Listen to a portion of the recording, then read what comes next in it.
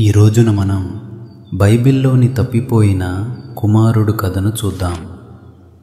ప్రేమ, క్షమ మరియు పునరాగమనం గురించి చెప్పే అద్భుతమైన ఉపమానం.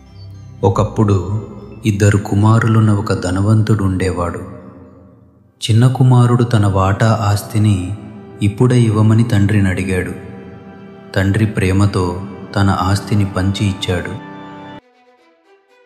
కుమారుడు దూరమైన దేశానికి వెళ్ళి విందులలో, వ్యర్థానికిలో, చెడు స్నేహితులతో తన సొమ్మంతా ఖర్చు చేశాడు. చివరకు అతనికి ఏమీ మిగల్లేదు. ఆ దేశంలో కరువు వచ్చింది.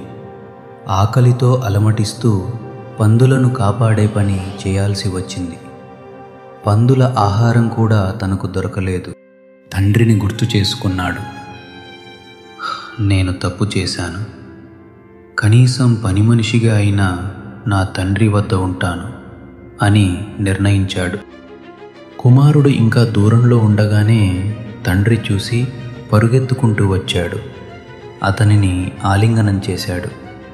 నా కుమారుడు తిరిగి వచ్చాడు అని ఆనందించాడు.